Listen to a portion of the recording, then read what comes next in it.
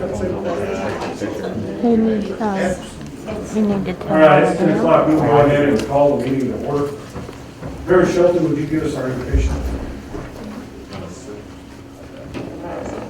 Gracious Father and everlasting God, as once again we come to your mercy seat, thanking you for this day. Thank you for this opportunity that the council can come together and handle some city business, that we can all be on one accord doing the job that we are elected to do. We ask you to look upon our mayor and look upon our country and at large. We ask all these blessings in Jesus' name, and for his sake we say, amen. Amen. Item 1, consider approval of interlocal cooperation contract with UTPB for street services. Mr. Belton. That's not Mr. Belton, Mr. Carroll.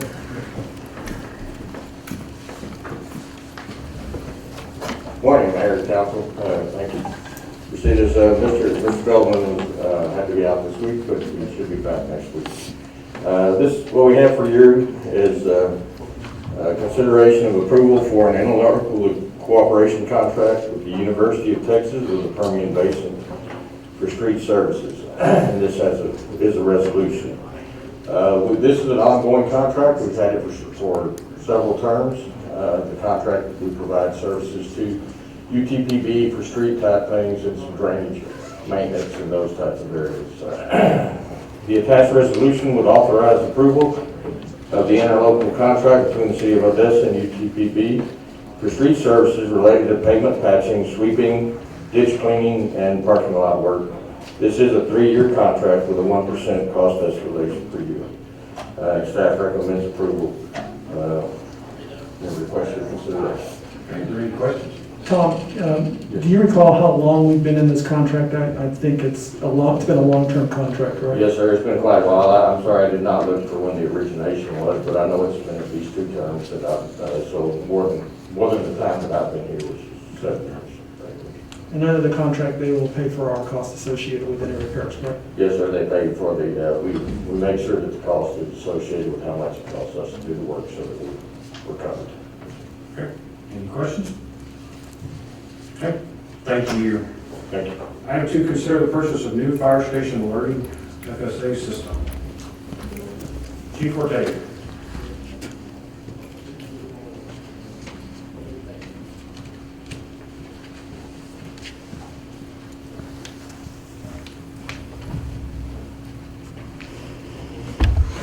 Good morning, Mr. Mayor. Here to ask for consideration of the purchase of the new fire station alerting system. This is mock alerting for the price of $869,829. This system will replace our current system. Current system is over 20 years old and it is failing. We asked for this in supplementals I believe 2 years ago, and we did receive funding for that. We did not ask for the entire 869, but we have identified some extra money that we have in our Lifeline Reserve account to make up the difference here. It will not only include the mock alerting system, but it also includes a redundancy system that goes along with that, and data radios, so that we have kind of a backup if this does happen to fail occasionally. Also includes some display boards, face plates, some turnout timers, and then the actual interface. The interface is for mock alerting to work with our current P1 CAD system. Our CAD system is actually what our dispatchers use to take the calls, to make that initial assessment of what's needed, and then the mock alerting will actually help with the dispatching of all those units. Okay. Any questions? What was that word? It needs labeling? Is that what? You're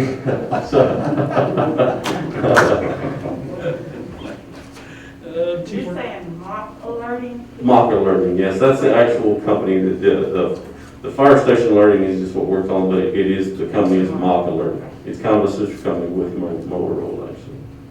So basically our old system It is failing. I do have Mike with me just to talk a little bit more about that if you need some of that, but it is starting to fail. It's just an older system. We're having to patch it quite a bit to keep it working. Oftentimes, I won't say often, but occasionally we are without an alerting system, and we're just having to use radios at that time to monitor monitor all the time till we get that going. How fast would this happen? It will take a little bit to install, because of, the system will also include some new intercoms at all the stations. Obviously, the actual, boards and everything that it takes to run that. The interface takes a few months to work with. They just have to make sure that, the P1 CAD information is coming over accurately. So it'll take a few months to get it implemented. We're hoping by January, February, if we get started immediately. You just kind of alert us as to when it's done. Yes, ma'am. Yes, sir. For sure. Thank you so much. So, Jude, would you take just a minute and explain to us again, people still call 911, right? Yes, ma'am. And then what happens? How does this pick up from there? Okay, so the dispatcher currently that uses the system, the P1 system, so that information comes in. You might explain a little bit more of this, but the alarm comes in, they go through a series of questions. Those questions then kind of dictate what needs to be called out. Right. So then they decide, okay, this is going to require an engine and a medic and someone else. So then they go to their current system and they figure out, okay, this is the closest units. This is who I'm going to send. They pull that information and then dispatch it. That's the system that's starting to fail. So that goes out to the fire stations, sends off the alarm, sends off what comes across as far as the address, what type of information you're getting, all of that. That's the system that's starting to fail. So currently when that does fail, they just have to get on a radio and tell you what they have, and then we're kind of saying, okay, actually this unit is closer, so we're having to make those adjustments on the fly. What this system will do is then take over that. It's actually going to be the wiring, the intercoms, the interface that takes that information and sends it to the fire stations or to the trucks or engines or wherever it needs to go. So it goes to all the fire stations and then they communicate between themselves who's going to do what? No, so this system actually kind of decides that. It's going to go by GPS, who's the closest unit for what they need. They kind of identify that in dispatch, and then they send that alarm. That alarm then gets to the station. The alarm that you hear, the voice that you hear, all of that is this system. Okay, good. Thank you, I appreciate it. And Chief, that'll tie into, for example, if there's a closer station but no units are available, it will then move on to the It will next then station. move on to the next one. So there may be an engine from that station and the medic is already on the call. It identifies which is the next closest medic to that response, and it'll identify them and call them out. Sound good? It keeps it makes it a little more efficient, when you immediately know what's closest, what's next. You're not trying to just figure that out in your head or calling people, where are you at, are you in service, those things. And it's wireless, or, I mean, it's, what happened, is it like a cell phone that you can go down and you can't use it? I don't like So it works over the cloud, if that makes sense. All of this is tied into the connections that we have throughout the city. Like I said, a call comes in, it does its algorithm, whatever is available or what's closest, it sends it out through the internet. When we have backup links from wireless point to point or through fiber, and it sends it to that station. And like I said, what this system is actually doing is the alerting system. P1 is the one that's doing all that configuring, but this is the system that's alerting all of the stations. Thanks. Mm-hmm. You know how scary this is to me. You worked with me. Any other questions? Thank you. Thank you. Item 3, consider award for the bid of water treatment plant generator integration project. Mr. Kerr.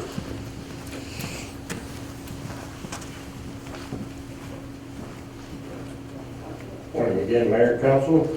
Before I start on this, I wanted to introduce Mr. Esteban Acosta. Mr. Esteban Acosta, he's has our utilities engineer position with the utilities department.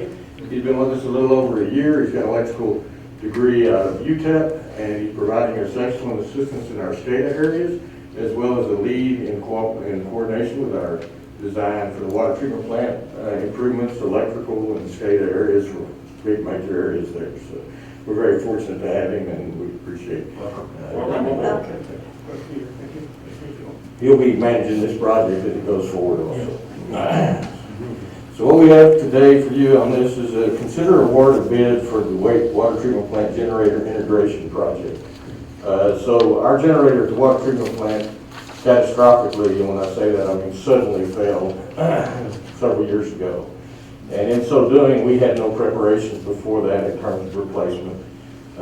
So we have purchased a new generator. It did arrive last week. This project is to build the foundation and the conduit work and electrical work so that the generator can be connected to the system. So we issued a request for bids to construct these improvements. Required to replace that backup power generator. 2 bids were received from contractors Denard Electric and J.C. Roberts. Denard Electric provided the low bid for $488,180. This is below the estimate. We were estimating around $600,000.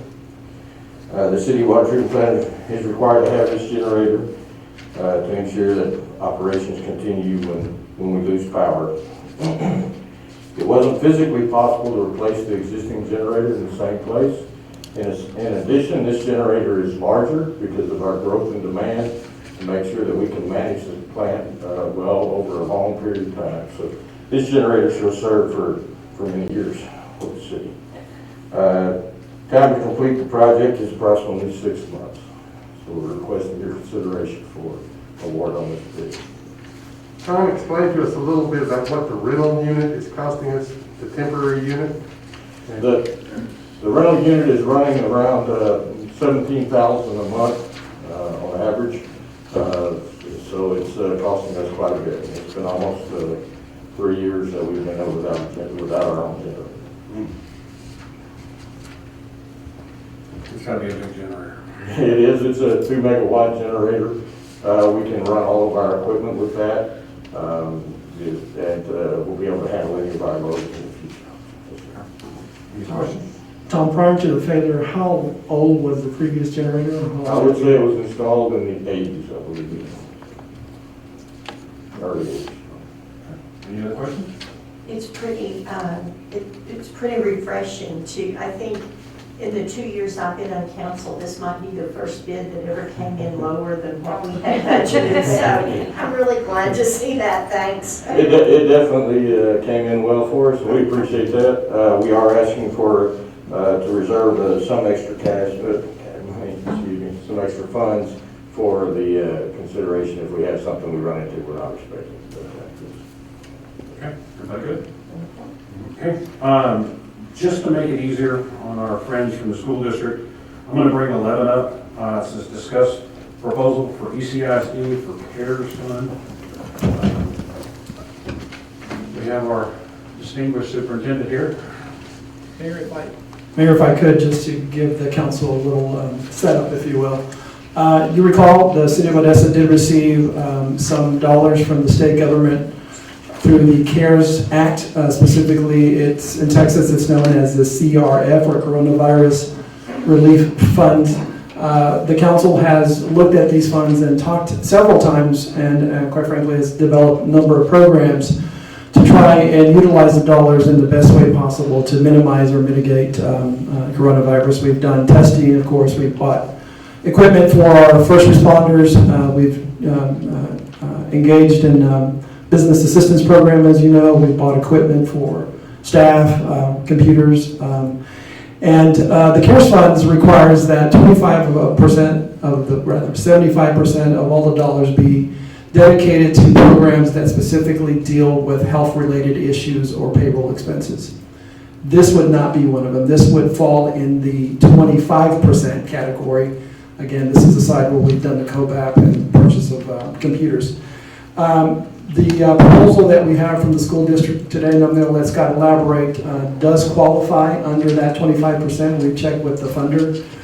Moreover, given his request amount, we've got pretty close to that amount available. And Randy handed out a sheet that shows you their request, but currently out of that 25%, we've got about $992,000 left in that category. That, of course, will allow you won't be able to do anything else because that will pretty well use up all the dollars out of that 25%. So if you wanted to do, extend the business program or provide assistance to Meals on Wheels again, you would be limited by that. And I'll also tell you that Scott's request is not unlike a couple of others that we have received from a couple of local charter schools. So that's just something for you to consider. At this point, I'll hand it over to you, Scott, and you can talk about your request. Sure. Thank you, Mike. And thank you for this opportunity to be here before you. It's my first time. I've been in the room, but never had a chance to address you. So thank you for the work that you do and your service to our community. The pandemic has, like it has for you, it has really brought some significant challenges and opportunities for ECISD. One of the largest of which is making sure that all of our kids continue to be educated.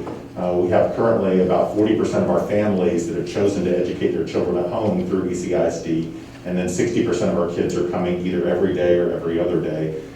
The challenge that those families at home faced in the spring and continue to face now is the access to technology, specifically the tools of technology, the devices, the computers themselves, as well as broadband access. And as a school system, we've decided to tackle both opportunities. Kids in our community, whether rich or poor, deserve opportunities to have an education that is equalized, and in order for some of our families to have their children educated, we have to provide the tools for those families, and so we're doing that. We made a pretty conscious decision in the spring to ensure that every child, all 34,000 kids in ECISD, have access to a computer, some type of computing device. And we have a large-scale project to secure broadband. There's some short-term solutions that we're currently leveraging, and then a long-term project, not just for ECISD, but for our community that we'll hear more about in the coming weeks. The request before you today takes advantage, as Mr. Murrow said, some CARES Act funding. The state of Texas, through TEA, and using their CARES Act money, has already provided 50%. We have approximately a $4 million purchase. It is a little over 12,000 computing devices for students and 1,000 MiFi hotspot devices for students. So that total purchase is about $4 million. Those devices have already been purchased, so these dollars have been expended. The Texas Education Agency is paying 50% of that, and they're doing that for school districts across the state of Texas. So our cost of that $4 million was approximately $2 million. An additional program that was introduced by the Texas Education Agency, and the program is called the Coronavirus Relief Fund Bulk Purchase Local Match Reimbursement Program. That's a mouthful. In a nutshell, the program is a matching program. So if the city government chooses to use its CARES funding to provide these tools for school districts, the state of Texas will match dollar for dollar that amount of money. And so the request before you today is in the amount of $985,261.50.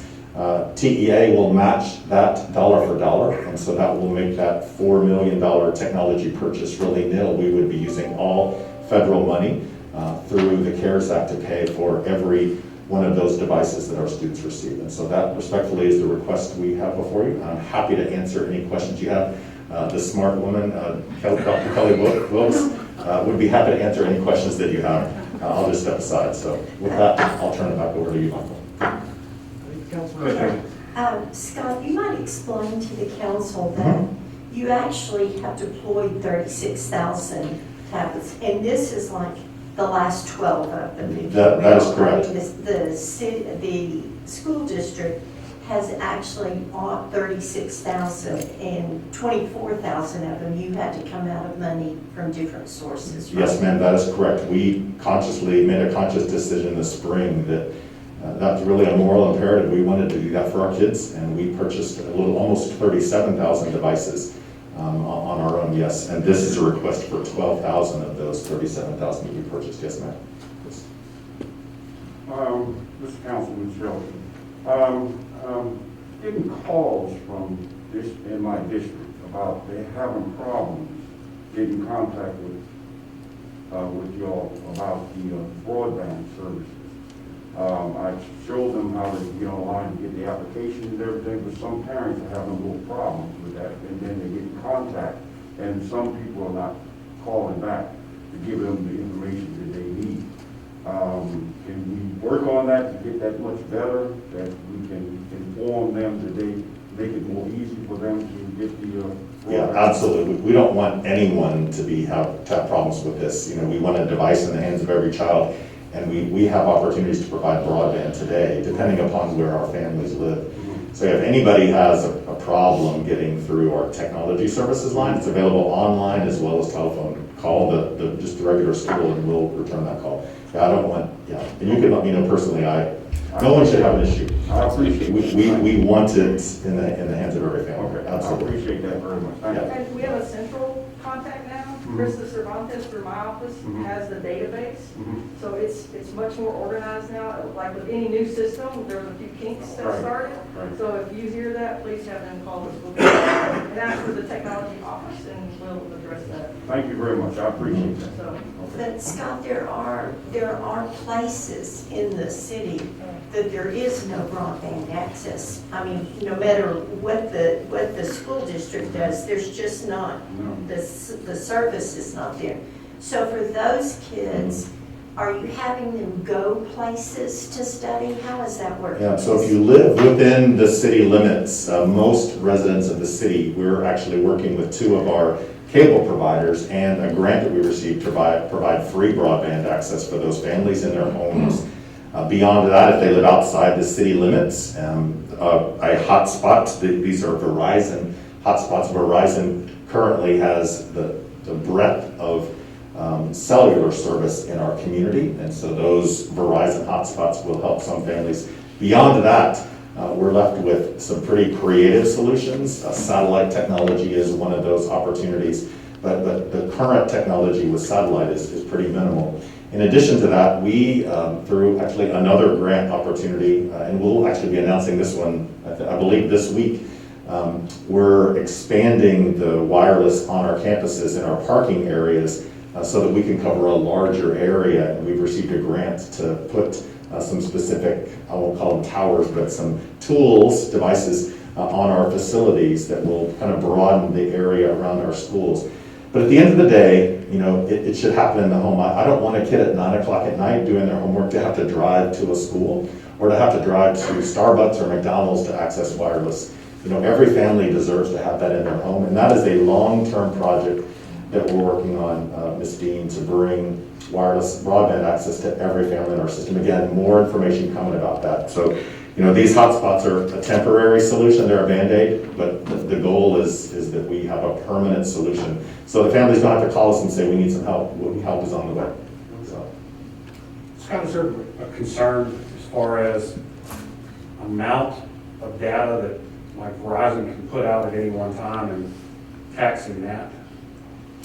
Not today. I think like on MiFi devices and some of the solutions are limited. Satellite has limited capability. It's not necessarily overwhelming the system. You're limited as an end user in how much data you can pull from a satellite, if you will. There's some emerging technologies that are going to provide more and more. Verizon has canvassed our community and done a pretty good job, but there is, as we continue to grow, we tax the system, and so there's a limited pipe, and the more people that use that limited pipe, clearly it's going to be taxing. And so there is room to expand in our own community the bandwidth, the pipes, if you will, the fiber ring. That we're finishing up a project. In fact, we've worked pretty closely on a fiber project to bring fiber optic cabling to all of our schools that will help open up that bandwidth. But right now, we're in pretty good shape. The community's in pretty decent shape with the amount of usage. It's just getting devices into the hands of families that need them. And then infrastructure to places that it doesn't exist today. That's the biggest body of work. Other questions? I have a question, but I would just like to thank Dr. Murray and Kelly for all that you're doing technology-wise. With COVID, I know there's a big challenge for the for everyone, but in particular our students, who are my heart. And I think it's really good that as your kids are our citizens as well. And so I think anytime we can collaborate and coordinate efforts, I think it's always a good thing for our city. Well, I appreciate that. We do this work together, and we cannot do this by ourselves, so that's, I thank you very much. I appreciate that. And I agree, Mayor, I think the community is the most important thing. Thank y'all for including that. Yeah. Thank you. Y'all have done an amazing job with coronavirus. We can't imagine, we know we have problems dealing with it, but the problems y'all have are 10 times what ours are. Y'all have done an amazing Well, job. we appreciate that. Thank you. Thank you Yes, for the team effort. And I'm sorry I called you Scott. Oh, Don't no, worry. that's who I am, I'm Scott. I realize that, I didn't mean that in disrespect. We contacted you and asked you, because we have these funds. I'm kind of curious because we're trying to figure out the amount that we could do. Has there been any participation with the county, with their CRF funds? Because a lot of these students are in the county and not in the city. Has that been a possibility at all? Have not been in communication with the county yet, but I will tell you from the program perspective, this program applies to city funds as well as county funds. It's CARES Act money, but no, have not had a conversation with the county about this opportunity. But your deadline is October 15th? Yeah, it's pretty. It is pretty tight. So I couldn't tell you the origin of the program, but I know that there's a pretty short window. We have to let the state of Texas know by the 15th of October. When we checked recently, it's been, I guess, 2 weeks, approximately $28 million worth of requests across the state of Texas have been received by the TEA, which says that there aren't a lot of cities and counties that are supporting their school districts in this effort. Yeah. So just the simple fact that you came and knocked on our door and said, hey, we're concerned and we have an opportunity is greatly appreciated. Thank you. Thank our committee. Thank y'all for what y'all do. Everybody good? Thank you. Kelly, thank you. Thank you. We appreciate it. Thank you all for your time. It's okay with council, been asked to bring up item 9, because the consultant was on the line. And that's the PFC presentation and discussion. Mr. Plummer. Before Philip gets Mr. Plummer on the line, this item is only for discussion. If you recall, the council tabled it at the last meeting. We felt it was important because there were several questions regarding the PFC. And so we've asked Mr. Plummer to come back and visit with the council. He has visited with the council on at least 2 previous occasions regarding the PFC. But he is going to give you an overview once again of the PFC, talk about what a PFC is and what it isn't, and certainly be available for any questions that anyone may have regarding the PFC. Okay. Mr. Plummer, you're on.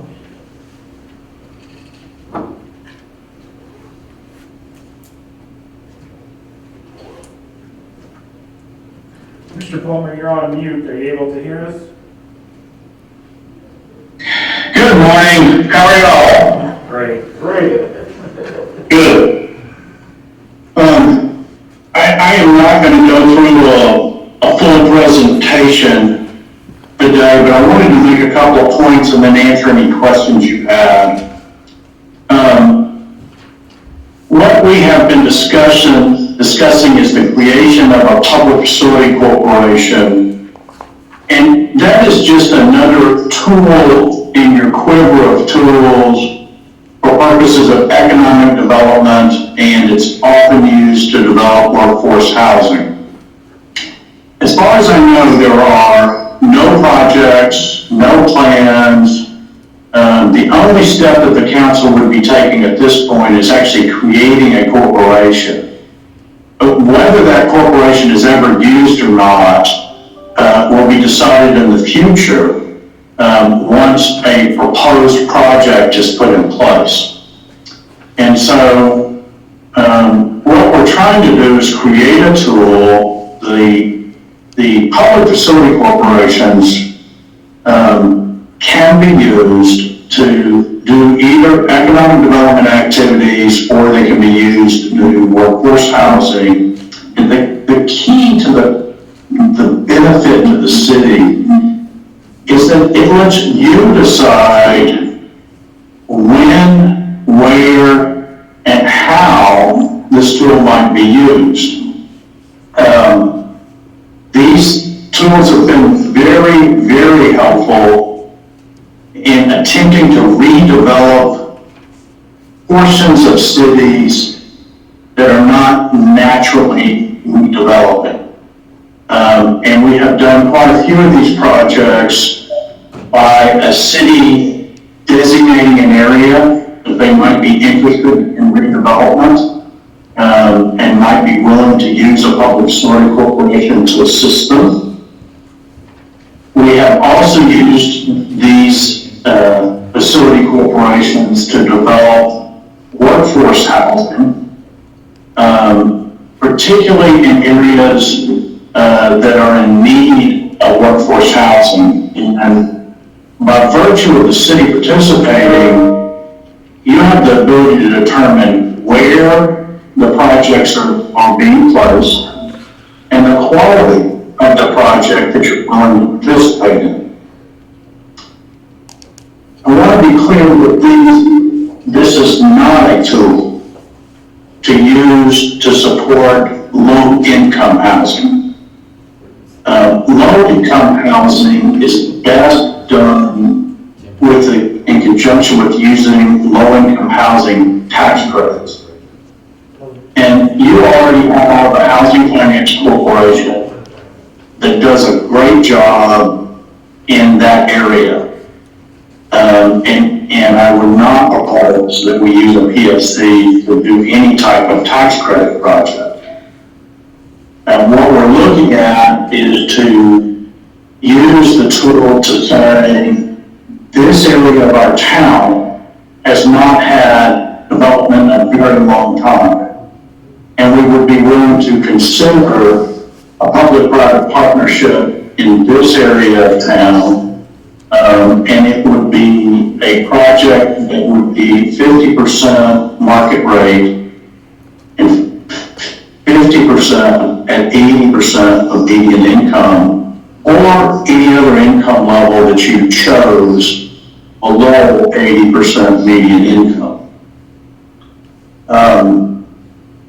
The advantage of having the market rate in the project is that you then establish a market in that area of town, and by the ability of establishing market rate rents in that area of town, you are then opening that market up to for-profit developers to come in and help redevelop that area of town.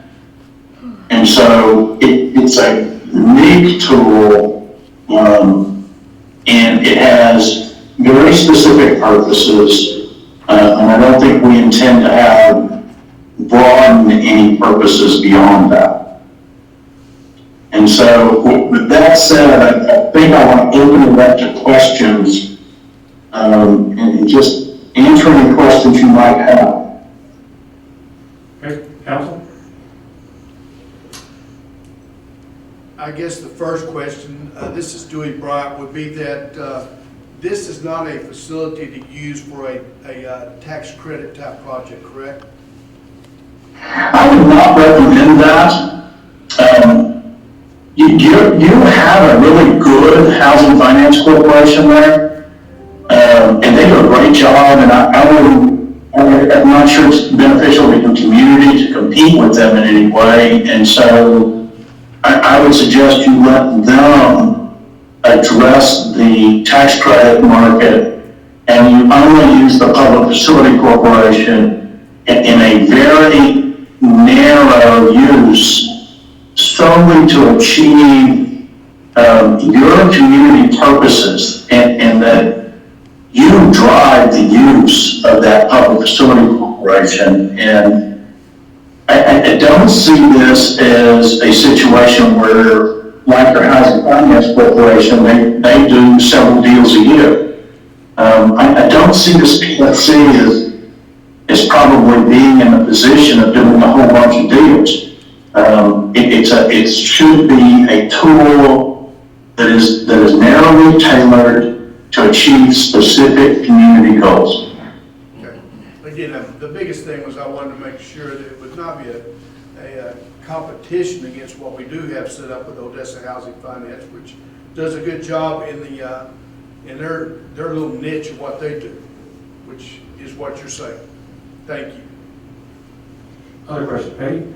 Yes, I was wondering if you could provide for us maybe 2 or 3 contacts of successful PFCs and a couple of contacts of ones that did not work exactly the way that it was planned. I understand the theory, and I think it makes a lot of sense, but you know, the public has sent us several articles about, you know, ones that did not work, and I realized at that point that we don't really have enough specific, you know, history about these. We know that the concept, I think, is great.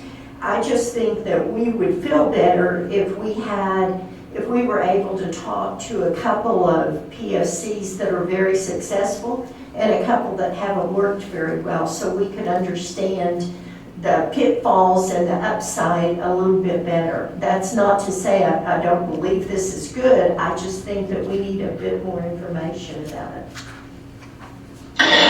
Let me address that. First off, I am happy to connect you with every PFC in the state if you want to. But one of the things that the articles that you're referring to are essentially articles by people who are analyzing a PFC project as if it were a low-income project. And if you look at a public facility corporation project and you say, well, it doesn't deliver enough low-income units, then to me, you're missing the purpose that the community was attempting to achieve. For example, in the city of Cibolo, they did a deal because they had just invested in a specific part of town that they wanted to develop, and it wasn't developing. And so they did a public facility corporation deal. It is under construction, and it is helping the developers market the balance of the property.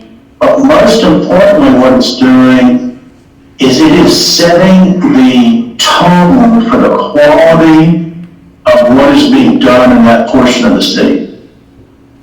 And it delivers workforce housing. It does not deliver low-income housing, but that wasn't the community's purpose. And so a lot of these articles, you have to go back and say, okay, what was the community purpose behind the project? And recognize that a community may be attempting to achieve different goals than simply providing low-income housing. And so I can clearly give you contacts to talk to, and they'll be more than happy to walk you through it. It is really a factor of what are our community goals, what are we trying to achieve, getting that clear, and then you only do projects that achieve your goals. Because I guarantee you some developer is going to come into town and they're going to say, I want to do an apartment project in the very center of the area that already has a whole bunch of apartment projects and is developing just fine on its own. And the answer to them is no, that doesn't achieve our community goal. On the other hand, if a developer came in and said, I want to develop in this area of town that has not seen a new apartment project in 20 years, and the council believes that that area needs redevelopment, then I think you begin a conversation.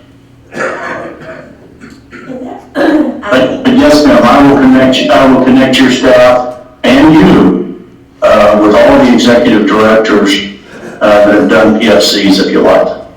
Thank you. I think the exciting thing that you talk about on this is that we have council members who, people, constituents in their districts have said, there's been no new development, there's been no new apartments, and what you're saying is that this allows the city to say, yeah, you can have these incentives, but only if you do it in these specific areas that we have targeted for improvement, and not for low rent housing. We're trying to bring an area up, so the quality of life, socioeconomics, bring them up.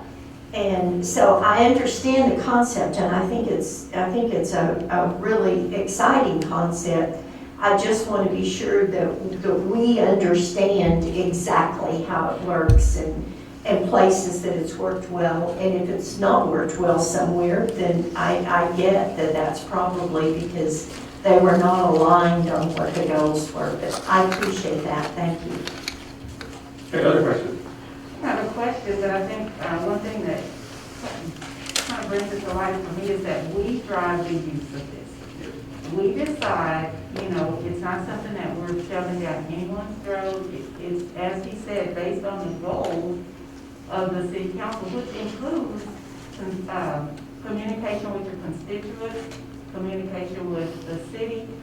I think it's important that the public knows that this is not something that it has to happen right now. It's a tool that we can use if it's to the benefit of the city as a whole. And it's not something that we're just saying, this is what's going to happen. You have no control. You do. We have our constituents. We can talk to them. And we do have to have goals for our city. And this gives us just one more tool. And it's always good to have several tools in your toolbox to achieve your goals in the city. Well said. Other questions? Mr. Plummer, you are involved in several of these PFCs in San Antonio. Tell me about your experience there as to who has oversight, how often are they audited, and what kind of recourse do they have in the event of a violation?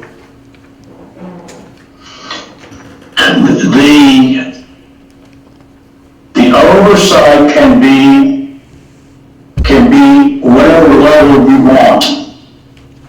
You have the key to this is to remember that you are a necessary partner, and so you can set your terms. Every deal that I have done requires quarterly reporting and annual audits. In addition, we are provided every bit of information that every investor in the project receives. We have complete information about everything that's going on. We review plans and specs and construction drawings, and then here in San Antonio, we actually have a person that monitors all of our projects.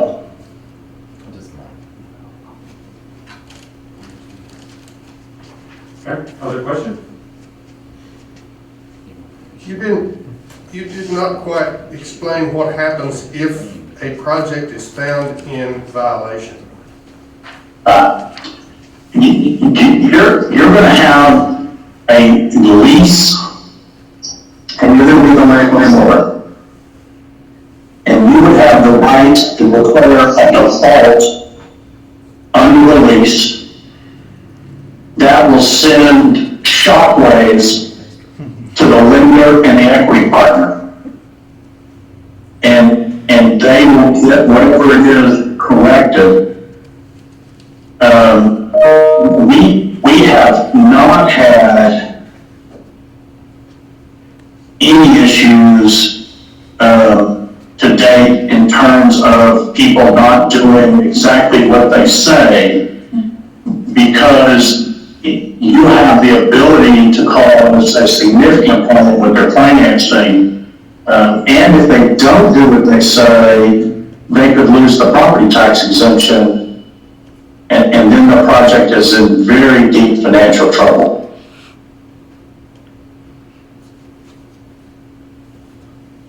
What is a shock wave? I get it where we could put them on notice, but is that what you mean by shock wave? If you sent a lender a notice of default under a lease where the lender has a leasehold mortgage and they could theoretically lose all of the property, that lender's going to make sure it gets fixed. Makes sense. Get the bank to sweat. Other questions? Okay.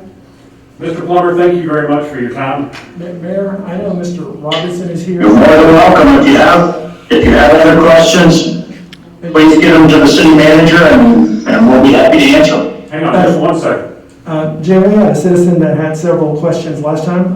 Mr. Robinson, if you still have those questions, sir. My name's Larry Robinson. I apologize for the cell phone, Michael.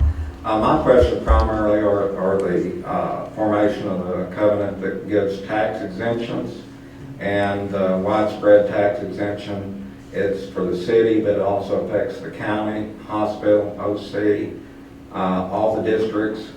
They don't get any tax benefit from this at all. Is that correct?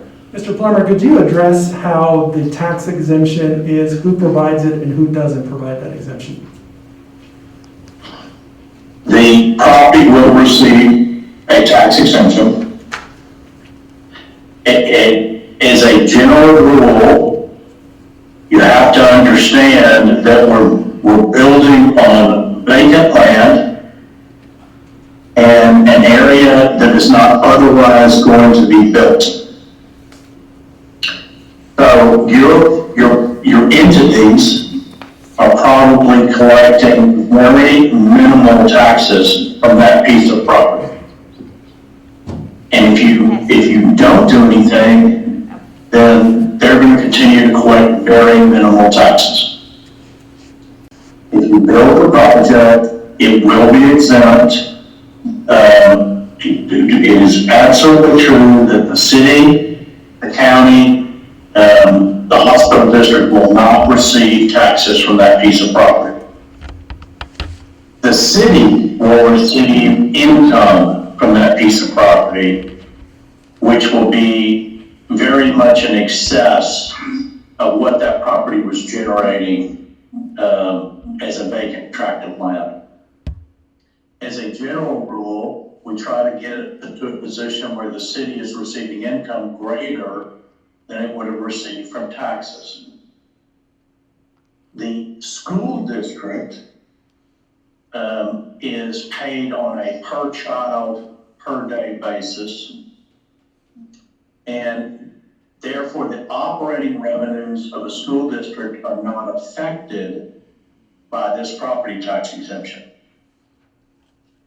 You have to be careful. And in some school districts, if you place an apartment project in an area that is overcrowded, you can exacerbate that problem. However, if you place it in an area that is not overcrowded and you draw students to the area, you actually increase the compensation to the school district for its maintenance and operations. On the school district bond tax, it's known as the IMS tax, the school district will not receive that tax off of its building. You could make a pilot payment equal to the IMS tax to the school district of the vacant land value and offset that if you wish to. These are issues that you can address as the project moves forward because you have have the decision of whether to do a project or not do one. And as a general rule, without trying to get too specific, most of the taxing jurisdictions, many of them receive additional economic benefits. And frankly, if you can redevelop an area and you can get other development that is taxable to come into that area on a net basis, everybody is better off. And so, as with all economic development tools, you do it to try and enhance the overall value of the property surrounding that facility. My question, a particular apartment here in Tuscany, and we tax not on the value of the property or the land now, we tax on the occupancy. It changed about 3 years ago significantly to raise property taxes 100% on some of the apartments that are rented. But as it stands, this particular unit, $39 million, city receives $178,000, the county receives $442, 136, ESID receives $442,000. I want to know who's going to supplant that is missing. And we're at a particular time where there is a plethora of apartments, $1.5 billion coming online, a permit for $23 million, and we have today, CBS Evans says 26% drop in apartment prices since March, 30%, 32%, 34% in growth in Odessa in the last year. And so my question is, why at this time, when apartments, there's going to be a competition, heavy competition, teachers' earnings are up, starting to pay $54,000. This won't help them that I can see, and I'm not particularly sure that there won't be a plethora, an abundance of apartments when these capital equity investors on this $1.5 billion and these other ones, they have to reduce their price to recover some of it in this downturn, which is, we don't have any idea how long it's going to be. So my question is, why now, and who's going to supplant the income that will be lost from these other entities not being able to fill theirs, since tax basis is now on their rents and not particularly the property itself? Well, I think especially looking at what we dealt with the last 3 years, looking for workforce housing, what happened in the oil industry was kind of a novelty with them bringing that in. You say it's political, you say it's not. We're going to get past this. A lot of this is going to depend on who wins the election in November as to what the oil industry is doing. But to at least be looking forward, because the Permian is going to be here. We've heard the industry, Exxon, all of them are bringing big money into the Permian.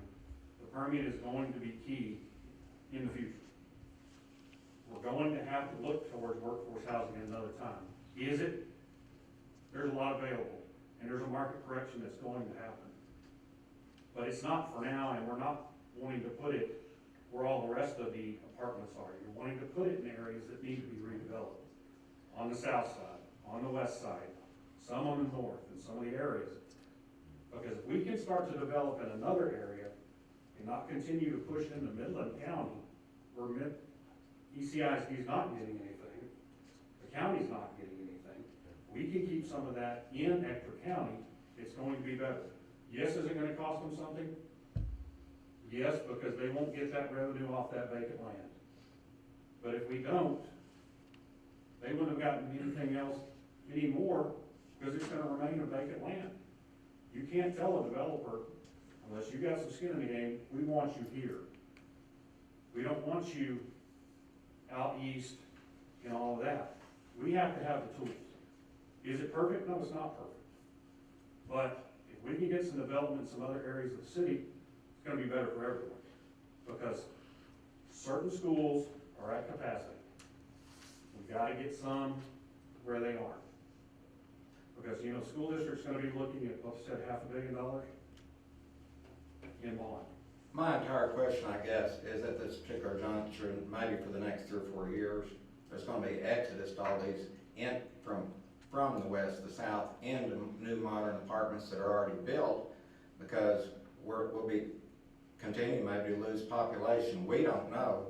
We won't know anything until after the elections. We won't know till after Cowboy. So my question is, why now? Why? I mean, I know he said we could put it on the back burner, a pet project for specific economic ED project to bring people in. We have other projects that we funded with the summit money, $10,000 a house, other issues of desert housing, 87, these things. And we're losing people on a lot of these, and they'll be, when somebody spends $1.5 billion, that's big money. Even if they rent them for half price, they got notes to pay, investors to pay, and it may be short time, but it's going to empty other apartments and lower the rate significantly. This is just today's paper, 26%, and you know, and the 34% downturn on growth, and we don't know how long it's going to be here. I've been here 71 years. I've been here through some of these. 92 evolved into 96, the SNL. This could end up in something like an SNL situation. It could be in a government control. There's a lot of these things that haven't performed that well, have been sold, and haven't been what everybody perfected that their thoughts that they would be. So I think there's a lot of study needs to be done on these before it is adopted, even allowed in the council chambers to vote until we get to a period that it might be something that would be attractive to the city and those areas. But it is now, when lower rents apply somewhere else, the natural way is people are going to go over there. People spend $1.5 billion, free enterprise, they've invested a lot over here, they need a return. Even if they lose money, they're going to rent those. And then supply and demand for right now will take the availability and turn it to where affordable housing, which whenever your teacher's base pay $54,000 a year, it's fairly significant. They can find a place to live now. We've had apartments drop from $2,014 to $1,200, and so it's down there. But well, this is just finding out the information right now, just to... Yeah, my question is specifically that, is why now? And we just got a new tax increase for the citizens. Odessa, the county didn't do it, and ECSD didn't do it. We did it to the city, so we don't need to supplant, you know, I mean, the county's gonna lose a lot of money if we do this, anything in the near future, so they're a bigger player than the city is. But I appreciate it, and sure. You have anything for me? Thank you, Mr. Thank you, thank you. Sorry about the phone again. No, I understand. Thank you. Thank you. Mayor, would the council like to see this next week for adoption? Tell you what, we can discuss that. Okay. Next, we'll move to item 10 to go ahead and we have another consultant online, and it's an update on the sports master plan. Mr. Patton. Thank y'all. Oh, hang on just a second. Yes, Jim, thank you. yes. Why don't we take... Thank y'all. Thank you, Jim. We're going to take a 5-minute break to let everybody run to the restroom. This is the new deputy director. I think we've got Michael Svets, Jim Carrillo, and Aaron Tooley. Michael Svets is the consultant that we have hired for the sports field study, and he is online and ready to go with the presentation. This is an overview of the sports field study. It is a little bit of the executive summary, but I think he's going to touch on some highlights that are very, very important to the sports field study and the overall recommendations. I told him to be forthcoming with his recommendations so that we could have a little Q&A afterwards. And he's got some great observations, and I think this will cover a lot of your questions and give us a little bit of direction and from an outsider that is an expert in this field. So, You ready? yeah. There he is, there's Mike. Aloha. Good morning. Good morning. Good morning. looks like you're in Hawaii, but you're really in Arizona. I'm in Arizona. All right. That's an Arizona sunset. That's beautiful. It is So, beautiful. so I can get started, but just so that everybody knows the feedback, it's quite a lot. So, what I'm gonna do is share my screen with you all. And then I don't know if you wanna ask questions at the end or go forward. I'll let you know, just let me know if you wanna ask questions along the way or at the end. We can just ask them at the end, that way you can go through your. Okay, sounds good. All right, hold on one second here. Okay.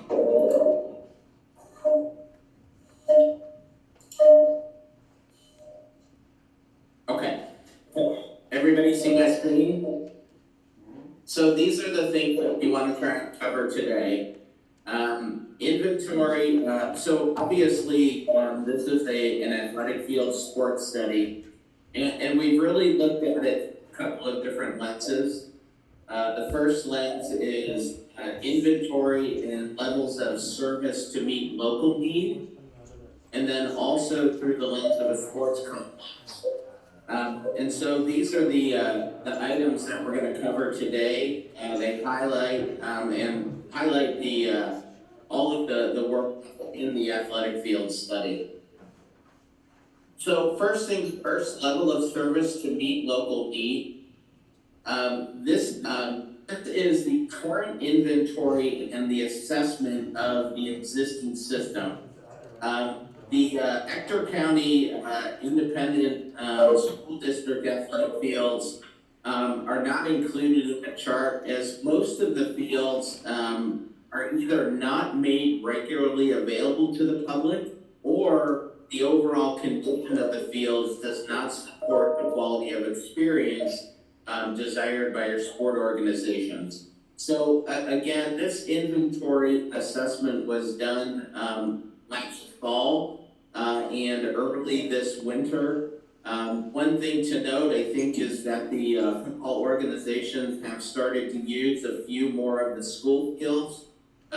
However, at the time that we put this together, these are the locations that you currently have within your system that are regularly made available to the public for formal use. One thing that I think is important is that there are a lot of open spaces that are currently used by organizations, but they're in neighborhood parks. And one of the things about neighborhood parks is that these open spaces were never intended or designed to serve as formal athletic fields. They don't have parking, they don't have the restroom facilities necessary to support ongoing active athletic field use. These certainly can be utilized by the public on a first come, first served basis. But again, the intention of a neighborhood park on all of the different levels is not to be used as athletic fields unless you have parking and restrooms available to support that kind of use.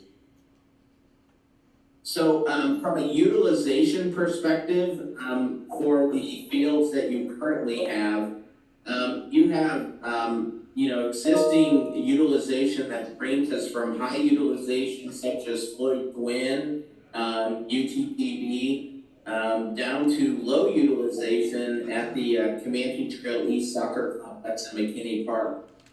So what this indicates is that there is some excess capacity available to meet current practice field demand, as well as game field demands. But most of these, as you know, in these two locations are primarily in South Odessa. So when we talk about level of service, what we do is we start to understand what your current service level is.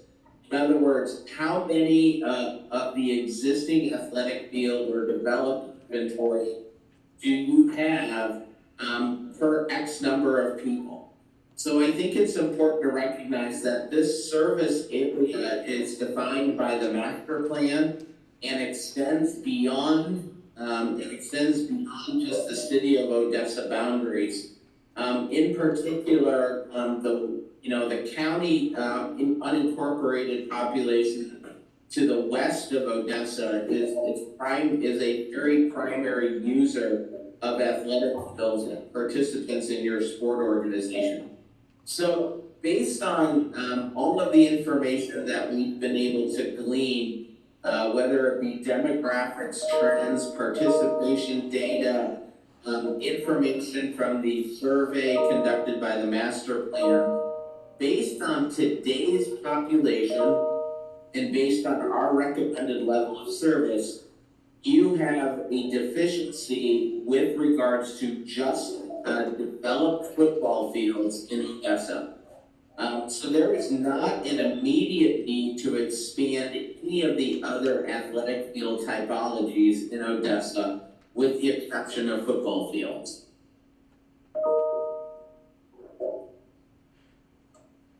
So when we start talking about the next steps and we start thinking about strategic action plans, we wanted to break this down into short-term and long-term. So these are some of the items that are identified in the athletic field study. Comanche Trail East Soccer Complex needs to be fully utilized as either soccer and or youth football fields. They're currently not being utilized, as shown in one of the previous slides, at the level that was intended when the park was constructed. Floyd Gwynn Park needs to have the site-specific master plan completed, and it's intended that would be done by 2022. The current park renovation at Floyd Gwynn does not include the soccer complex. UTPB, and I know you've had a number of conversations about this, but and I know you're looking at the end of that lease coming up in August 2021.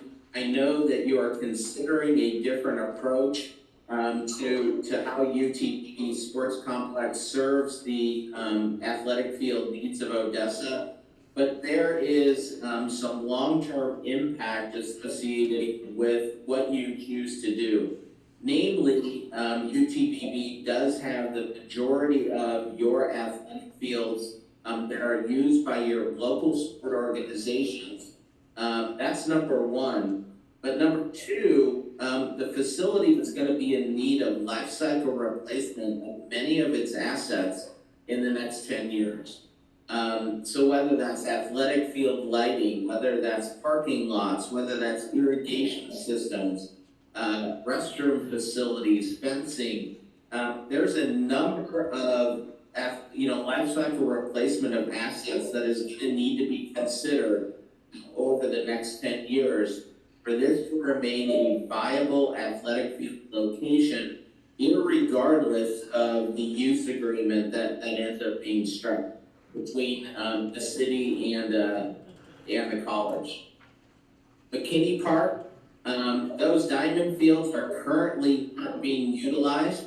The idea would be to reactivate them through partnerships with the community as soon as possible. This would help alleviate some of the need for athletic fields in the future related to diamond fields. The rectangular field at McKinney may be impacted by TxDOT's widening of I-20, but that is something to keep on horizon in the next 3 to 5 years, depending upon how quickly that construction project moves. And then Sherwood and Woodson are really just about life cycle replacement of assets. When we think about long-term actions, Floyd Gwynn Park we would want to update infrastructure associated with the soccerplex. Jim Parker is currently kind of a neighborhood park, but certainly is being utilized as field or a community park. It might be one of those things that you consider a site-specific master plan for, to utilize the park acreage in a different way. But of course, that would require some sort of small sport complex development, in particular east and or north, to replace Jim Parker at some point in the future. And then the Comanche Trail West Park is really just life cycle replacement. So the short-term actions are kind of the things that you should consider for the next 5 years. The longer-term actions are the things that you should consider years 6, 7, 8, 9, and 10. So basically out through 2030. So this is the impact of UTPB on the local sport field needs. So if a long-term agreement is not reached for the use of UTPB athletic fields to meet local needs of Odessa residents, the city of Odessa is going to have significant challenges in meeting current athletic field need in the future. And this is what that deficiency would look like. Girls fast pitch softball fields, you would end up deficient by 6 fields. Youth adult baseball softball fields, you would be deficient by 8 fields. And soccer fields utilized for both practices and games, you would be deficient by another 5 fields. So if you did not, though we noted previously with regards to the level of service that the only thing that you need right now in your system is 3 additional football fields. If UTPB no longer is available to the locals to use as a local sports complex, you're going to have significant deficiencies that you need to overcome with regards to meeting local need. So in terms of capital improvements, what we've identified here is we've taken all of the action items associated with the short and long term and kind of just put some 2020 dollar figures to it. So kind of a grand total over the next 10 years would simply be about $70 million. This is, of course, includes 2 big dollar figures there. One is just life cycle replacement of the UTPB sports complex. And that life cycle replacement is significant. It would probably amount to the neighborhood of $25 million. But this would be something that you would be looking to do between the years of 2025 and 2030. And a new small sports complex development, if you choose to do something different with Jim Parker Park, would be an additional $25 million. If you took those 2 figures out of play, or those 2 actions out of play, instead of investing $70 million in athletic fields over the next 10 years, your number would be closer to 20 million, and primarily around life cycle replacement of your existing system. So if you were to implement this, simply what you gain is you gain the ability to meet the standards currently for athletic fields by picking up 3 additional football fields. And part of this is a matter of managing the existing infrastructure in your athletic fields forward, while at the same time maximizing the utilization of what you already have.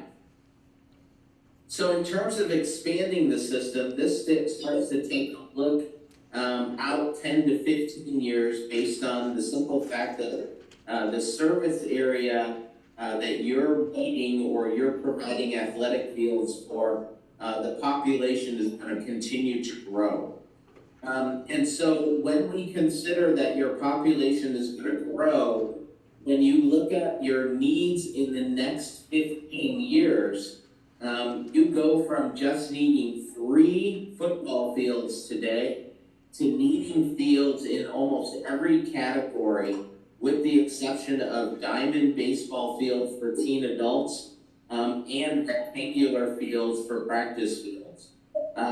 It's simply, you have significant athletic field needs just to meet local need for your sport organizations in the next 10 to 15 years. And simply what this means is that you're going to need to consider the development of athletic fields in the future. So again, this is what you will end up needing in the next 15 years. Primarily, if nothing's done with regards to football fields, you would need 4 additional fields. Diamond fields, you would need 3 of each of those. Soccer fields, you would need 2, and 1 girls fast pitch softball fields needed. You won't need diamond fields for adults or rectangular fields for practices. So when we start talking about sports complexes, I think sometimes this gets tossed around in a very high-level, vague term. So there are sports complexes like what you have at UTBB that are really designed to just meet local need. But then there are sports complexes that are designed to drive sports tourism. And in this section here is really about driving sports tourism through sports complexes. So this is a competitor assessment looking at about a 2.5-hour drive or about 150 miles out. And you have significant competition within that service radius. So 150-mile drive time or 150-mile driving distance from Odessa, or about a 2.5-hour drive time. This is locations in Midland. These are locations in Pecos, Texas, Hobbs, New Mexico, San Angelo, and Lubbock. I think one of the things that's really important to recognize is that when you start looking at San Angelo and you start looking at Lubbock, you start identifying, and even the Butler Sports Complex in Midland, you start to see the number of athletic fields at any one location. And they are much greater than what you currently have at UTBB. So what are the differentiators between UTBB and all of these other sports complexes? One is parking. You simply don't have the parking at UTBB to handle large sports tournaments in the way that places like Lubbock and Midland do. Number of rectangular fields. You really only have 5 rectangular fields in Lubbock, at UTBB. Yes, they can be broken down into smaller fields for what I would call younger age groups. Again, it goes back to not having the parking that is needed to support the number of fields. You need updated lighting, quality of support amenities, shade for infrastructure or shade for spectators, grass infields on diamond fields. You currently have all skinned fields at UTBB, and the consideration of synthetic turf on rectangular fields as well. So these are some of the differentiators between what UTBB has as it was constructed 25 years ago versus many of the other sports complexes in the region that have been constructed within the last 10 to 15 years. Your current sports event support is really driven through the CVBB, your CVB, Convention and Visitors Bureau. Your Convention and Visitors Bureau currently receives funding to support sports events in Odessa. But that funding is really designed to provide support through a granting program for local Odessa organizations to bring potential events to town. However, those dollars are not utilized to recruit and market outside sports events to Odessa. That's not the focus. Your focus is really to use that funding to grant dollars to local organizations. And you can look up the website with regards to sports event recruitment at via the CVB. And it certainly is not, and I'll be honest, it's just not robust in terms of trying to attract outside organizations to come to Odessa to run major sports tournaments. In terms of, if you were to build athletic fields or sports complexes, you would need at least a 60-acre site for a multi-purpose field sports complex that would kind of give you in the neighborhood of 10 to 16 athletic fields. These estimates are based on other construction projects that are currently underway, such as in New Braunfels, Texas, or other locations in which, in kind of your neck of the woods, in Texas, Oklahoma, these high-level construction estimates of about $30 million do not include the cost of land. It is just the design and construction of an athletic field, a multi-purpose field complex that's about 60 acres inside. And the same would go for a diamond field complex, having upwards of 10 different fields. Again, a 60-acre site does not include land costs, but the cost to construct would be in the neighborhood of $30 million. One of the things to recognize there on that screen in the top right corner of that graphic, and I'm not sure you can make it out, but when you have this kind of complex, you're talking about having 700 different parking spaces, meaning that you're having about 70 parking spaces for every field. And this offers the ability to have tournaments that provide double loading and in some cases triple loading of parking for teams that are playing, for teams that are leaving, and teams that are arriving.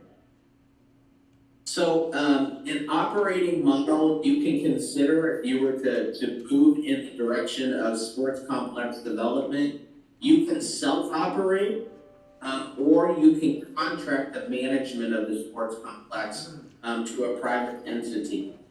Self-operating simply means that you're doing it all, from the recruitment through the maintenance to everything in between to collecting of revenue.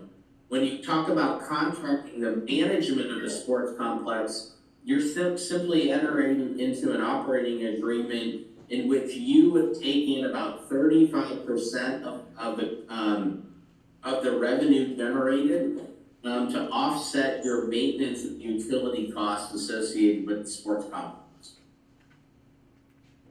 And if you were to self-operate, this is just purely based on revenues generated by the sports complex and expenditures at a sports complex.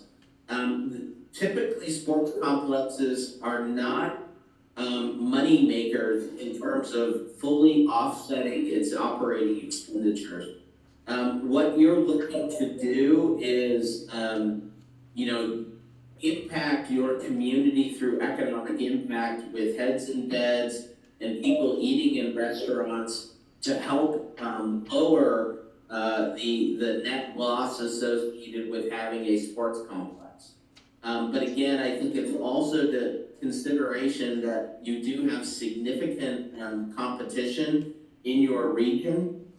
And if you were to get into really looking at doing some sort of sports complex, given the adjacency of Midland, it is something you should consider as a joint venture, similar to other joint ventures that you have done with major infrastructure projects with the city of Midland. So that's kind of the nutshell of this. I'll leave my screen up in case you want me to refer back to anything in terms of answering questions that you may have. Okay, I've got one quick question, just so I'm learning. Sorry, I didn't turn the microphone on. When you talk about life cycle replacement of assets, are you talking about scraping it off and putting it back new? I mean, basically leveling everything, or what do you? No, so here's the thing. Yeah, the one thing I think is important to recognize, whether we're talking about sports complexes or we're talking about parks, what we're talking about is the fact that none of the assets or infrastructure in your park system or athletic fields, it never lasts. Nothing is intended to last forever. Yeah. So we're not necessarily talking about leveling things. We're just talking about what we would call life cycle replacing in place. And so it's not something that you would do all at once. You wouldn't replace everything all at once, but you would do it over the course of 5 to 10 years. So maybe one budget year you would choose to replace your athletic field lighting. Another budget year you might choose to replace restroom facilities. Another budget year you might choose to add shade or enhance spectator areas. Fencing, you have parking lots. And then you of course also have irrigation as well. So it's not necessarily about leveling it and starting over. It's really just about life cycling all of those, or life cycle replacing those assets in place. But simply the fact that you have to do it also in pieces and parts in order for the complex to still be functional. If you were to go in and try to do it as one major construction project, you might end up having to close that facility down for an extended period of time because simply it just becomes a construction site. Okay, question from council. I've got one. On the UTPB contract, when you say, assuming we have we are able to negotiate another long-term use contract with UTPB, you're talking about assuming that we had a contract that allowed the same kind of local usage as what we have now without any restrictions. Is that what you're thinking? Correct. So at the time we put the sports complex study together, we had completed it right before the conversation started with regards to potentially UTPB wanting to come in and take that over, use it as a location for sports tourism. So what I've pulled back up on the screen is if that sports complex or that location is no longer available, or it has significant limitations with regards to its ability to meet local need. This is the deficiency that you have with regards to athletic fields. I mean, it is a highly used site for girls fast pitch softball, for general youth and adult baseball and softball. And this can range from local organizations that play leagues there, league games there, to club teams that use it for practices. And then of course soccer, I mean, it's a major location for your soccer organization. I think sometimes we think that it's easy that, oh, well, we can replace those 5 soccer fields, for example, by doing it at 2 or 3 different sites. But that does put a significant strain on the organization simply because of volunteer base, simply because of scheduling, and simply because of once you start taking such a large organization and spreading them out on game day across 3 or 4 different locations, logistics and the organization of it become kind of a nightmare. And here's a really good example on a user end of the equation. Let's say you have a 5-year-old that's playing at Floyd Gwynn Soccerplex, at the same time that you have an 8-year-old that's playing at the Comanche Trails soccer complex. So it not just is a strain on your local organization, but it becomes a strain on parents trying to be in 2 places at once and potentially at the same time. It's why the soccer organization primarily likes to use UTBB in particular on game days. So in your numbers where you counted the fields, you were not counting for any ECISD fields, correct? Correct. We just need to be nice. Any other questions? Steve? I'll be glad to take this up to the board at a later date. I think y'all are under a time constraint a little bit, and we can sure address this again. But he's got some great recommendations. I appreciate the time that Jim and Aaron are also on there, and Mike, I appreciate you. And this will be wrapped up in our overall master plan as a subsection. And I think he's got some great recommendations, and I can expand on those even further. We've had numerous conversations over the last several months regarding this issue. Can you email these out? These got cut off. I noticed that all the finances were cut off. I thought that was great. I wrote them in, Steve. He strategically did that. You know, I think it's really, Mike, really, thank you. I think it's really important to be talking about this now, because that UTPB contract isn't that far out. And the ramifications from that are huge. Very big. Okay.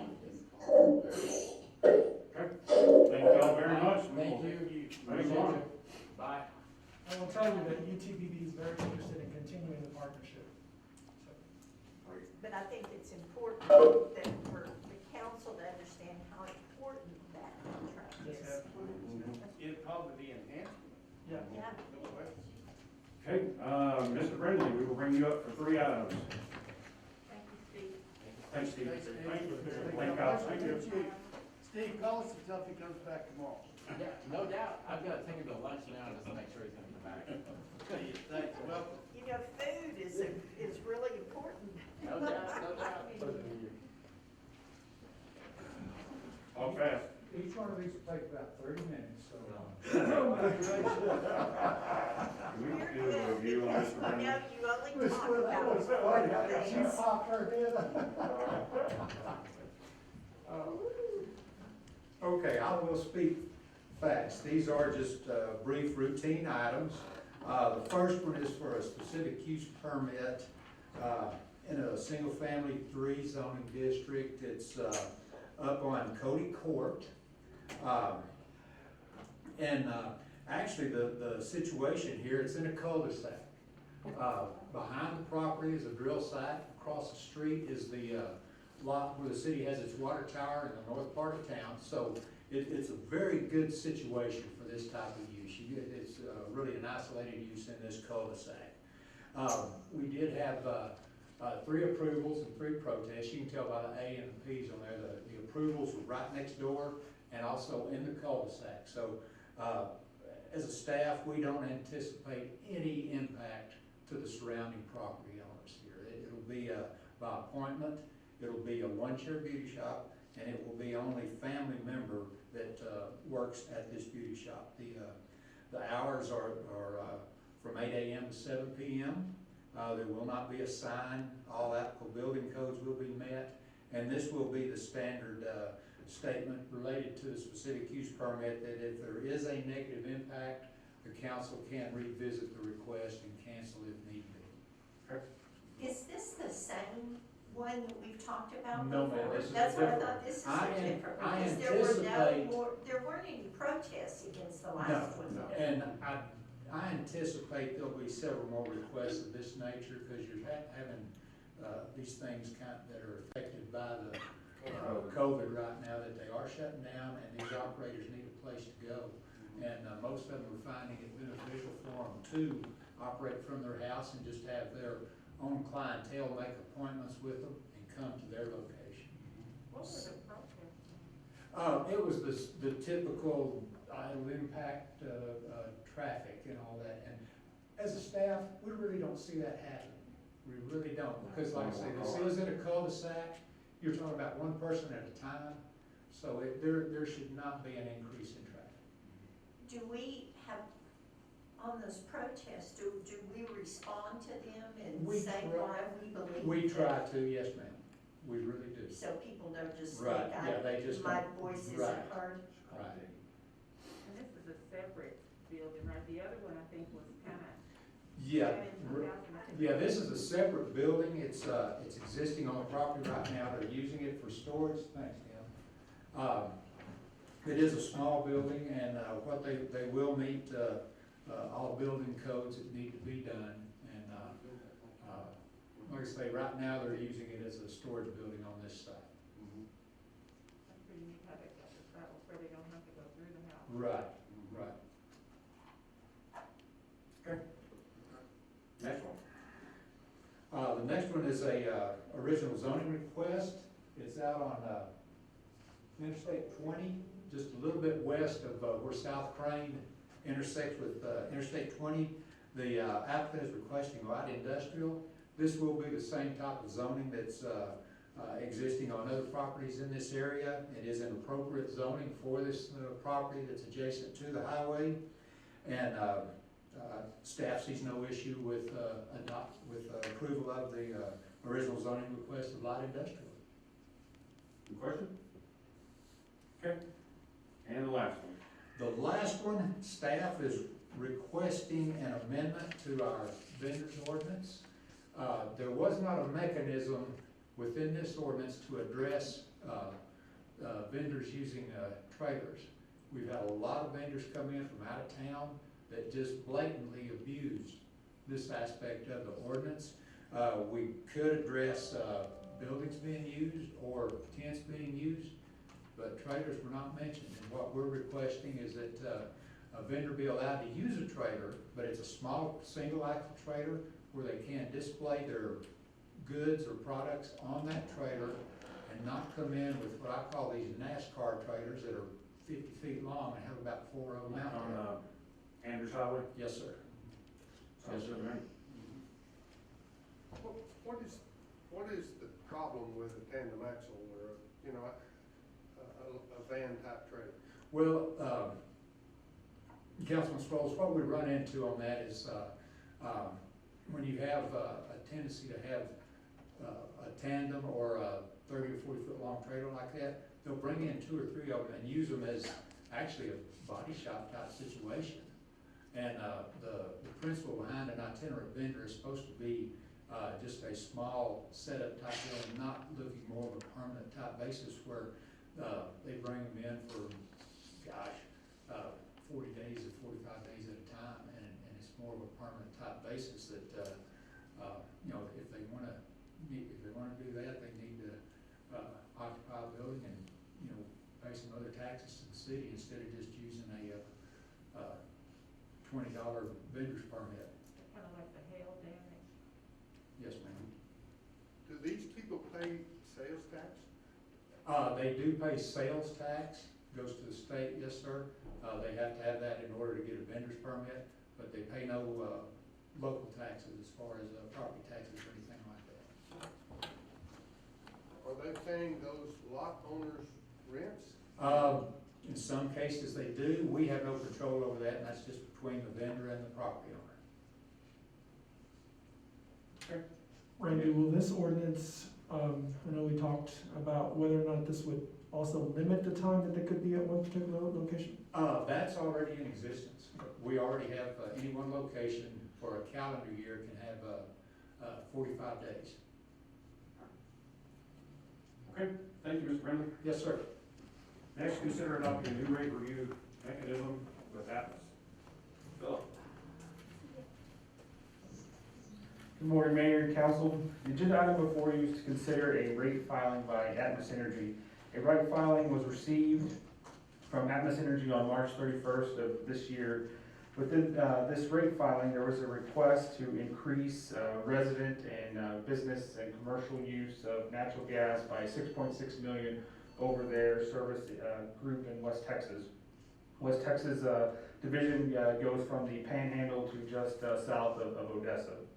There are 66 cities that come together that are known as the West Texas Steering Committee that review these filings. There is also a second review committee that is quite a bit smaller that consists of Lubbock, Amarillo, and Delhart that review their filings as well. We do have an attorney that works with us on these filings. It's Lloyd Gosling out of Austin, and we did negotiate a settlement agreement of $5.9 million for the West Texas cities instead of the $6.6 million. Atmos's last rate increase that they sought was in September of 2019 for a $4.7 million increase for the West Texas cities. The $5.9 million increase for a resident gas bill will be about a 7.54% increase. That comes out to about a $3.04 increase per month. Commercial customers will see about a 10% increase in their bills. It is recommended by our outside counsel, Lloyd Gosling, that we approve this and move forward with the settlement agreement of $5.9 million. I'm sorry, $5.9 million. And the other cities will also take place in approving this as well. It will be on the agenda for the next council meeting for your consideration. The group from Atmos Energy will also be at the council meeting for any questions that you may have. They did pass along some information on us, to Mr. Morrow and I, that over the last year, they've completed $111 million worth of capital improvements. I think as with any other utility in the country, they are experiencing an aging infrastructure needing to produce capital replacements. They replaced 93 miles of pipe, and they conducted 89,000 line locates and surveyed over 3,000 miles of pipe in our city alone. Any questions? Philip, and the purpose for the rate increase is to continue the infrastructure program. Correct, yes, sir. It'll go directly towards a capital improvement program. Okay.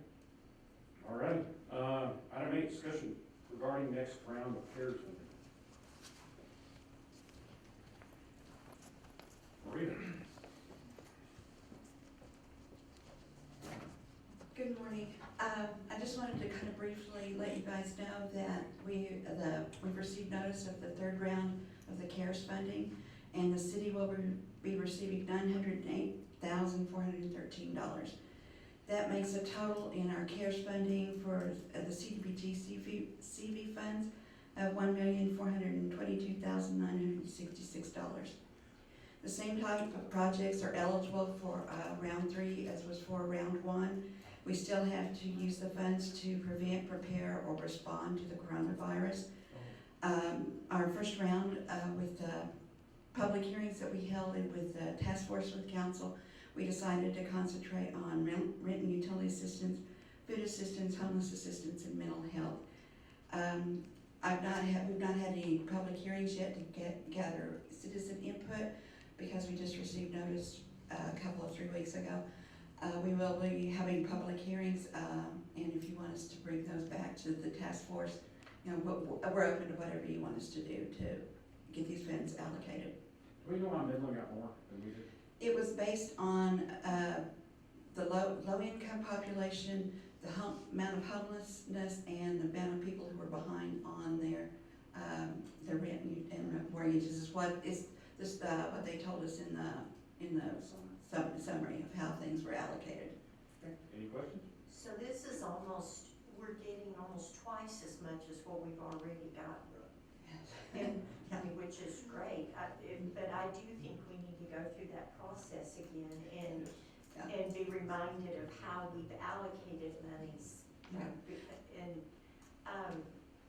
we are required to do our public hearings as part of the allocation process. okay, and when does this money have to be spent by? They say we can have up to 5 years to spend it. Sorry, it was December. Well, that's not our, that's not our. That's our issue. Yeah, I got it. But you never know. I did want to give you kind of an update on the first round of funding. We have signed contracts with all but Salvation Army. We have had our funding is released and it's ready to be spent, and 3 of the agencies are starting to expend their money. Salvation Army has a deadline of the 8th to get the signed contract back to us. If they don't at that time, we will bring that amount of funding back to you guys for reallocation. Because I think you've reached out and reached out. Yes, ma'am. Yes, ma'am. Marita. Under the category of rental assistance, does that also include mortgage assistance? Yes, you can do mortgage assistance or rental assistance. And we're still getting quite a few calls for people who are needing help. I hear that. Okay, thank you, Maria. All right, thank you. Item 12, discuss future council meetings and locations. Yes, Mayor, I wanted to bring this item to discuss with you as a council, to talk about where do we meet. I think this is the first time we've been back here in several months. Primarily the space, and obviously we're bringing people periodically in, we're having them wait outside. We're not necessarily, we've got partitions, but we're not necessarily achieving the 6-foot distance. I guess I really want to gauge the council's comfort level in terms of continuing to meet here. This meeting room, this space is good because we still at times like today will need a space for executive session. If not, the PAL gym is still available. We've reached out and we've been able to access other buildings, but they are beginning to limit those uses as well. So I just really, again, wanted to get the council's comfort level and continue to meet here. If you'd like a larger space, we can certainly accommodate that. The challenge will be is when we have executive session. Just a question, since we are masked, does it have to be 6 foot for everybody out here? I think it is, Mayor. Yes, sir. Yes. The guidelines say so. What's everybody's comfort? I'm good meeting here, I feel comfortable. and I think these are a good We could idea. even come back a little further. Mayor, we may do that, just kind of put a little wing here. Yeah. Yes, sir. Or we can. I'm cold. You're cold. Tom, what do you think? I'm cold. I think this works great. And I think, if at any time we can't be separated enough and we are uncomfortable, I think we can, I think there was a time when 2 of us were out here, so if I feel uncomfortable, I can. We will continue to evaluate people as they come in, or rather limit the number of folks that come in. If we've got a major item, we will kind of try and think ahead. If we think we need a larger space because we anticipate a lot of people, then we will move over to the PAL gym. I think that's. Is there, is this also on Zoom, so citizens, it's still an open meeting, so citizens can listen in? This one is not, no. Since we are in person, we did not make it available via Zoom. Well, we're in person, but we're limiting who can come in, so. Yes, ma'am. And we're going to base that on the item that they're here for, and again, the number of people that are in the meeting. But this is broadcasted afterwards, but not live, right, Phil? Correct, yes, sir. And then also we have all of the audio piped into the lobby, and there's a camera of the council as well. So if somebody wants to come and listen, they can be accommodated. Correct, yes, ma'am. Are they any safer out there, gathered up, than they are in here? I think based off seating, we can definitely have people space out further. Before we had the seating spacing, we did have individuals sitting closer together. Most of the folks, as Mr. Monroe said today, were staff, so they know and have been instructed to maintain social distance. Now, when it comes to the public, that will be a little bit more of a challenge. The public. Yeah, we can tell our folks to don't come in until your item is up. So we can control that, but it's when we have an item where we anticipate a lot of folks, that's really, I think, the concern. Because what we saw today, we probably could have sat most of the people that were in here that were non-staff. But there are times that we have several citizens show up. I'm just shocked that during an election time, we don't have way more people in here at our meetings. Okay. But I think just be mindful, and if it is something, we may need to move to PAL or something. Okay. So we need to go into executive session? Yes, sir. We've got about 2 minutes, and we also want to be able to bring your lunch. So, Philip, if you want to get that going. I'll get the audio or the. So we need a motion to go into executive session? Yes, sir. Okay. Need a motion to go into executive session authorized by Texas Government Code Section 551071, consultation with attorney. City council may adjourn into executive session to consider pending or contemplated litigation, reconvene in open session for possible action. So moved. So moved. Have a motion and a second. All in favor, please say aye. Aye. All opposed? We are now in executive session at 11:59. While Philip is getting that ready, I'll ask Randy to bring in your lunch.